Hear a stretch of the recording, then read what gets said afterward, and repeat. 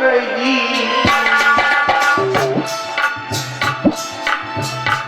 हर एक बिलक रही है, सोच रही है द्रौपदी बहन के साथ बहुत बुरा हुआ है, इसके तो पांचों बेटा चले गए हैं भैया।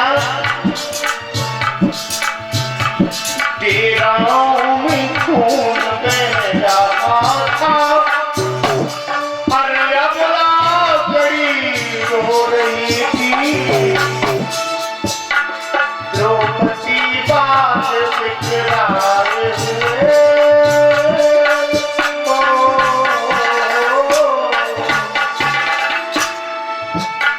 मैया बालों को बिखराए हुए लालों पर पड़ी रो रही थी।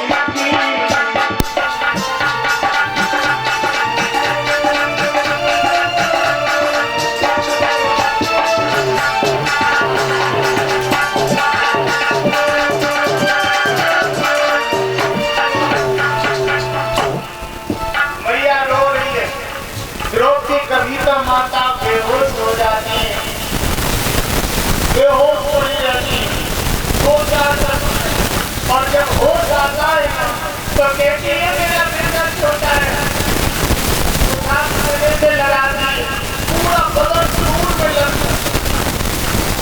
कभी उस बेटे की लाश झपट के खुद गिरती है, कोई बात नहीं कर रहा, मानो लोग भी ऐसी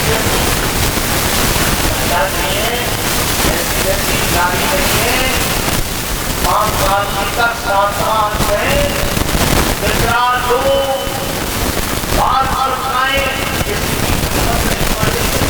कोई बताए लोग की आंखों में मानो लहू बरस रहा हो, इधर उधर देख रही है।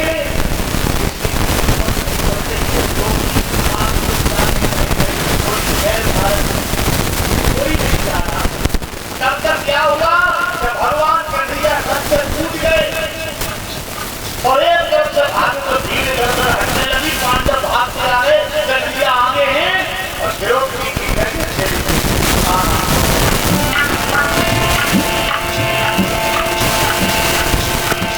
जैसे ही भगवान कन्हैया पास में पहुंचे, द्रौपदी ने बच्चों को तो छोड़ दिया और सामने कन्हैया के खड़ी हो गई, कहने लगी धन्य है बाबा, धन्य है कन्हैया। मोहन के आगे ही बोली नट बलियाओं पे बाती है। अरे कन्हैया कुछ और रह गया है बाकी, मैं ये तुमने क्या करवा दिया है। अथवा मोहन के आगे ही बोली नट बलियाओं पे बाती है। अथवा इसके तुम्हारे में हो,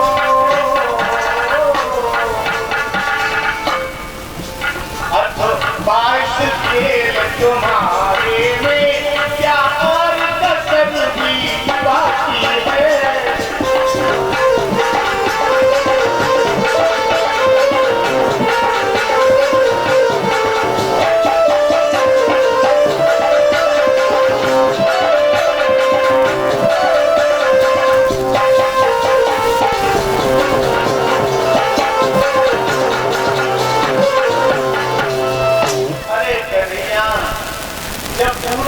हो गया तब मेरे बेटा प्राण चले गए, जिनका सर नहीं है, कोई और कुछ बाकी रह जाएगा ना। तो भगवान कन्हैया ने अपनी बहन द्रौपदी को अपने गले से लगा लिया और अपने पीताम्बर से आंसू पोंछने लगे। द्रौपदी कहने लगी माधव आंसू पोंछने से क्या होगा, मेरी तो गोदी सूनी होगी। अब क्या होगा कन्हैया। तो भगवान ने चक्र के द्रौपदी को एक तरफ ले गए और द्रौपदी को धीरज बनाने में लीन कर दिया। तुम तो सब कुछ जानती हो बेटा, फिर इस तरह से पुत्र को भी इतना प्यार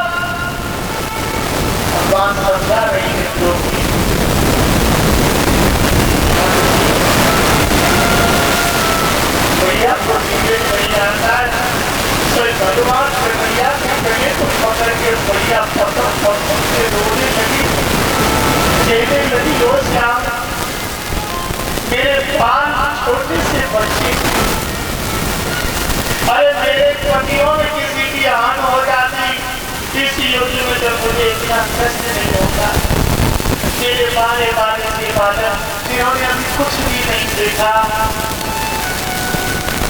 उसे खत्म कर दिया है।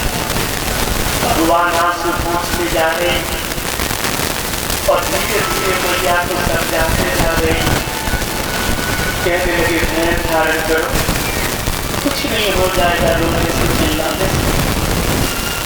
तब तक अर्जुन भीम आगे बढ़े हैं ना घेराव में, छटपटाते फिर नहीं कहीं कुछ सबूत मिले तो फिर पर एक बाण पड़ा और जो बाण उठाया देखो ये तो बाण अस्वस्थ मारा है। चीख पड़े भीम अस्वस्थ जहां भी होगा तुझे जिंदा नहीं छोड़ूंगा। और एकदम घेराव से बाहर निकले, पांचों पांडव साथ हुए कन्हैया को रथ में सवार और निकल पड़े घूमने। एक जंगल में जाके छोड़ दिया सबका युद्ध किया और युद्ध में हरा बोले यहाँ नहीं मारूंगा। इसने द्रौपदी की बेटाओं का कत्ल किया है, इसे द्रौपदी के सामने नहीं मारूंगा। और रथ से जंजीरों में बांध दिया और घसीट करके द्रौपदी जब बिलक रही थी इसी के सामने खड़ा कर दिया और भीम ने कहा द्रौपदी